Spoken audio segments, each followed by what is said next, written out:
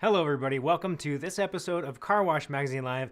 As always, I am your host, Matt DeWolf, Editor-in-Chief of Car Wash Magazine. We have a fantastic show for you this week. I say that every week because they are all fantastic. We are chock full of information that you need to know today to help make your business better tomorrow. And we're trying to give that to you in bite-sized pieces, micro-learnings, they like to call them, so that you can take that right away. And when you have a moment, you can deep dive with longer form episodes in the form of Car Wash, the podcast. So that's why we're here. We want to give you what you need and get you on your day here on a Thursday as you're preparing to go into a big weekend of washing cars. Quick weather check. How's it where you all are?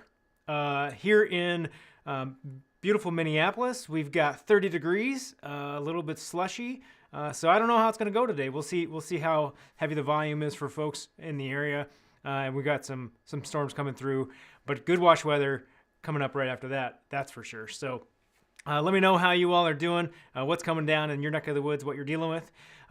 Look, this program today, we're going to be talking to Andy Agostini from Magnolia Wash Holdings, and we're going to talk about growth. Now, I know it's weird. We never talk about growth, but we're going to talk about growth again. So we're going to get some of their strategies and what they're doing, and we're going to get into a little bit of just some of what they do that's maybe different from some of the other platforms out there that are growing. So excited to have that conversation. That's coming up in just a minute. But before we go there, a couple things for you.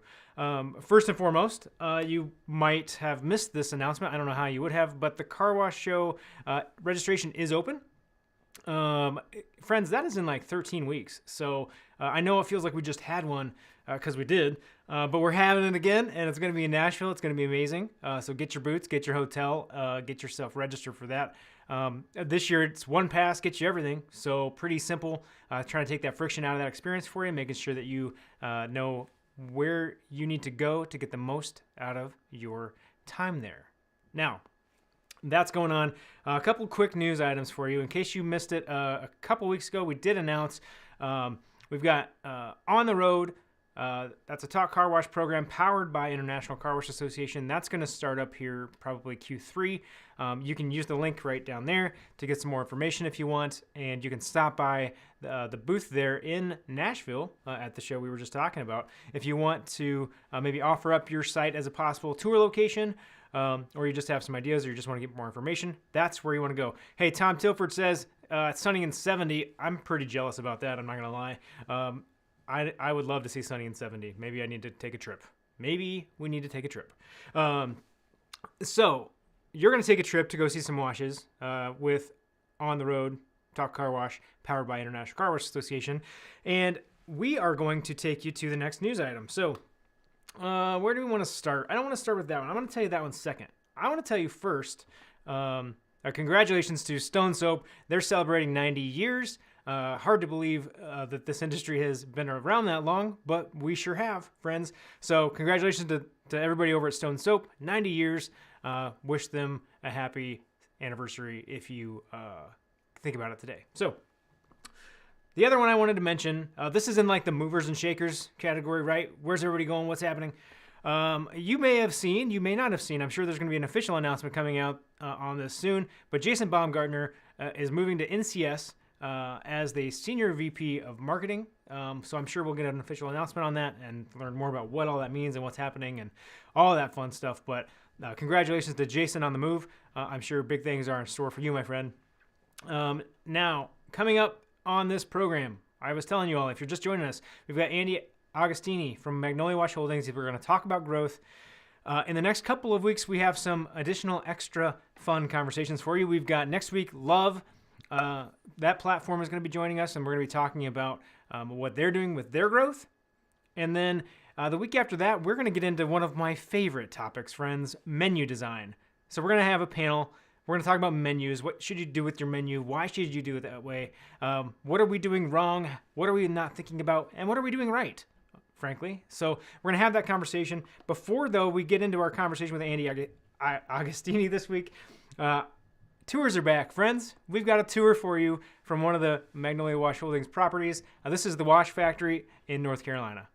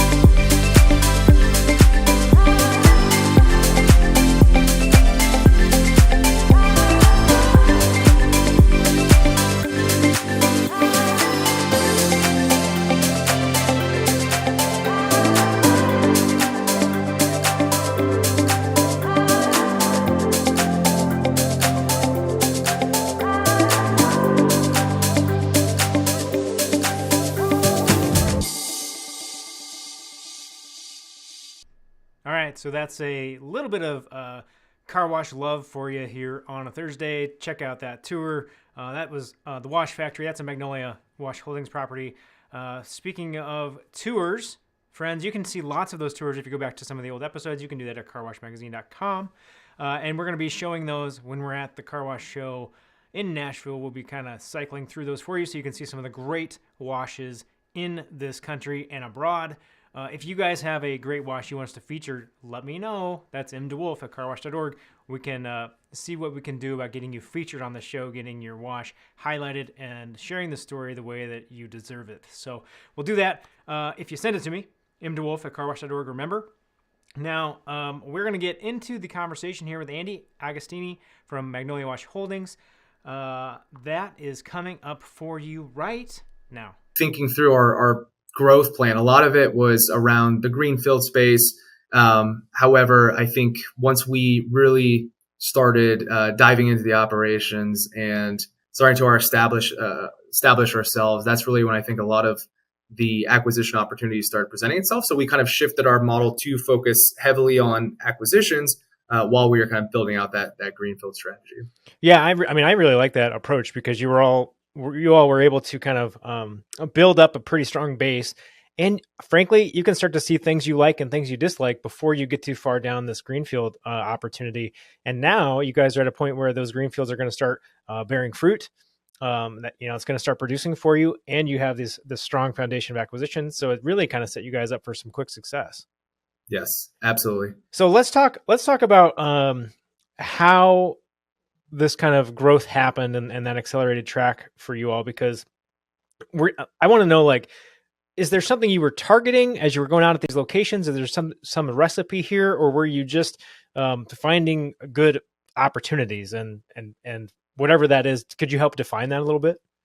Yeah, sure. So, taking a step back, we really wanted to focus on the Southeast quadrant. We knew that's kind of our bread and butter. And through the leadership team's experience, we know the market very well. So we knew we always wanted to stay in the Southeast, and we knew we always wanted to use acquisitions as kind of an infill strategy. So basically, we knew key areas that we wanted to have from a greenfield strategy, but how do we quickly get to scale, and how do we basically plant some of those flags? Well, that's really where the acquisition plays come in. So I think a lot of it stemmed from our strong foundation with the original founders. So Frank Bennett and Brooks Moy really built themselves a strong reputation within the industry. They started out with the Camel and Wave brand. So from there, it was kind of just referrals through their relationships. And then from there, it was kind of a snowball effect. So we got through a couple of these deals, starting with the first acquisition that we had. It was a 10-site deal that got us up to the 17 sites prior to, I guess, Magnolia really being established. But after that, we had a small 2-site deal.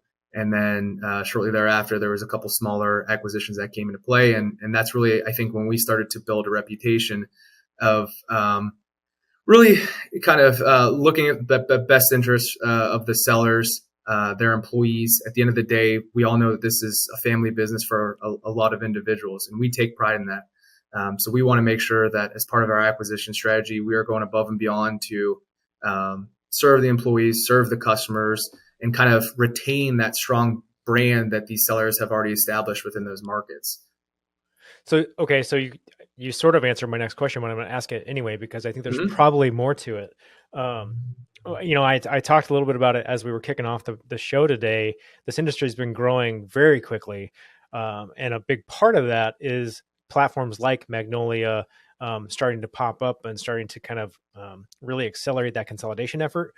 What do you think it is about Magnolia that is maybe different from any of the other platforms out there that folks might see? Yeah. So like I touched on earlier, I think a lot of it has to do with, the combined experience of our leadership team, as well as the original founders, even to our field team who have been in this industry for, decades in some cases. And so we've really kind of built that reputation, not only at the site level, for the customers, but also, at the higher level with Magnolia. And so, obviously there was a big push, in 2021, I think there was, concerns about the tax revisions and things like that. So obviously there was a big push for certain individuals to get out of the space. But again, what I think really separates us from other players is that we make the process very easy, very seamless for the sellers. We are not big on bureaucracy or red tape or anything like that. So we really want to kind of cater to their needs throughout the entire journey. Again, ensuring that we're going to take care of your business. We're not there to simply go in and slash headcount, slash compensation, and basically re-leverage the business. That's not our model, right? So when we look at our acquisition strategy as a whole, we're looking for grade A, businesses that we're acquiring that can basically fit into our overall portfolio. So it is very methodical. There's a lot of opportunities that we actually turn down. Yeah. Right. So it's this combination of us identifying strong businesses, strong operators, but then conversely, them wanting to do business with us. And in fact, a lot of the acquisitions that we've had to date have been kind of off-market deals. So it's not going through a traditional broker route or anything like that. It's just us simply having a good conversation with the sellers and getting a better feel for what they're looking for, and then ultimately what we're looking for.